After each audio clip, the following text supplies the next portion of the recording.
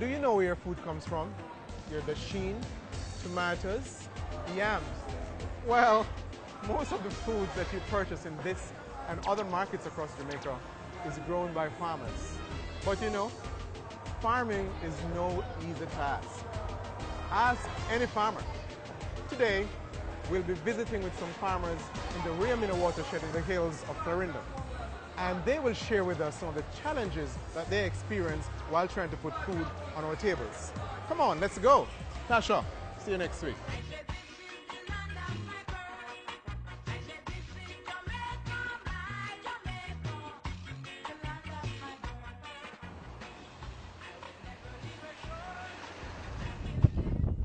The Rio Mino watershed in Clarendon, Jamaica is home to Jamaica's longest river, the Rio Mino, which is approximately 93 kilometers.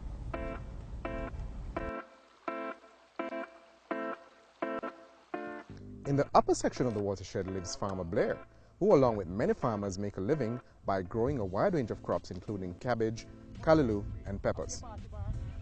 However, farming in this area is not without its challenges. Farmers in the watershed have to confront the direct and indirect impacts of climate change. Rainfall is the only source of water supply for the farmers in this area. But based on climate projections, these farmers might be in for a rude awakening due to changes in the rainfall pattern and the increased frequency of drought. Take, for example, this pond, which is normally 20 feet deep. It has now been reduced to a mere 5 feet because of droughts. It's like a gambling when we farm, when the rain is, because we have excess rain, long rain. Whenever it's dry, we have long drought. So right now you don't even know when to put in whatever to put in the soil, in the crop, the crops. It's hard to predict. Because even 3 years back, this time we couldn't even have tractor on this land. Because we'll get, as you see, May step in, rain, rain, rain. May, June, you know, we always get a lot of rain. But you know, for the past 2.5 years or stuff like that, just like this. I tell you, when we have drought, I have a pond that I pump water from to wet the farm. And whenever that pond is dry, then we have to pump water from the big lake here to fill those ponds. And it is really costly. The experiences of farmers in the Rio Mino watershed are common to that of most farmers in Jamaica. This is because, like many other small islands in the Caribbean, Jamaica is highly vulnerable to climate risks. It touches and concerns every ministry.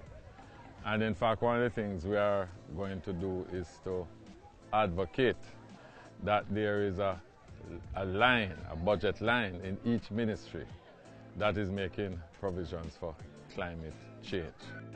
Over the last 12 years, the country has been impacted by 11 storm-related systems, which have caused severe damage and losses to the economy. The effects of climate change on communities like these in the Rio Mino watershed have to be understood and addressed in order to build the resilience of Jamaica. This is exactly what the pilot program for climate resilience seeks to do.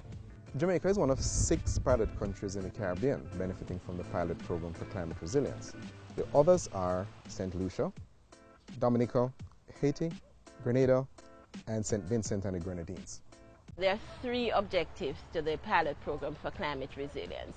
There are 1, improving the quality of climate information for decision making at the national and local levels. 2, mainstreaming climate change adaptation in development planning.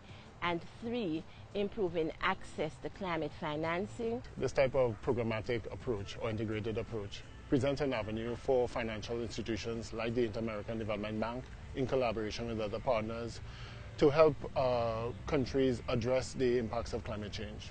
We have been able to install 20 automatic weather stations to improve the collection and management of climate data. And we want to be able to replicate, to scale up across the country, even across sectors.